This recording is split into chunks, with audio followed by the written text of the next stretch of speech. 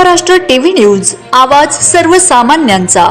Breaking news. Gadchiroli पोलिसांनी केला अवैध दारू व चारचाकी वाहनासह एकूण 11,05,800 रुपयांचा मुद्देमाल जप्त। दिनांक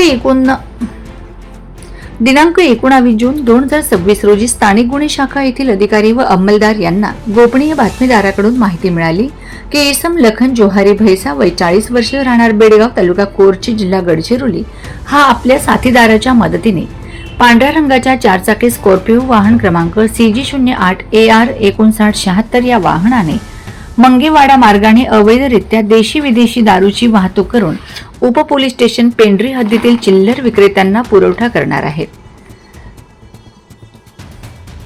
यावरून सदर पथकातील पोलीस अधिकारी व अंमलदार यांनी मौजा मंगेवाडा ते पेंढरी गावाकडे जाणाऱ्या रस्त्यावर 2 पंचांसह सापळा रचला। यावेळी पोलीस पथकास मिळालेल्या माहितीप्रमाणे चारचाकी स्कॉर्पिओ वाहन येत असताना दिसून आल्याने पोलीस पथकाने अडथळा निर्माण करून वाहनच थांबण्याचा इशारा केला, परंतु सदर वाहन चालकाने यावेळी वाहन रस्त्याच्या कडेला थांबविल्यानंतर वाहन चालकाच्या बाजूला बसलेले इसम पोलीस पथकास पाहून शेत शिवाराचा व अंधाराचा फायदा घेत पळून गेले। यानंतर पोलीस पथकाने सदर वाहनाची तपासणी केली असता चारचाकी वाहनामध्ये रॉयल स्टॅग बिस्की 96 नग, माउंट 6000 बियर 480 नग, लेमउंट बियर कंपनीचे 318 नग, McDowell's number 1 reserve whisky, Goa whisky 300 नग, मॅकडॉवेल्स नंबर 1 रिझर्व्ह व्हिस्की, चारचाकी महिंद्रा स्कॉर्पिओ वाहन असा एकूण 11,05,800 रुपयांचा मुद्देमाल घटनास्थळावरून जप्त करण्यात आला।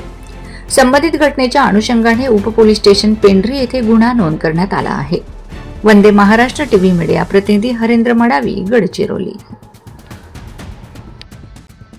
वंदे महाराष्ट्र टीव्ही न्यूज, आवाज सर्वसामान्यांचा। अशाच नवनवीन बातम्या पाहण्यासाठी आमच्या चॅनलला सबस्क्राइब करा, बेल आयकॉनला क्लिक करा।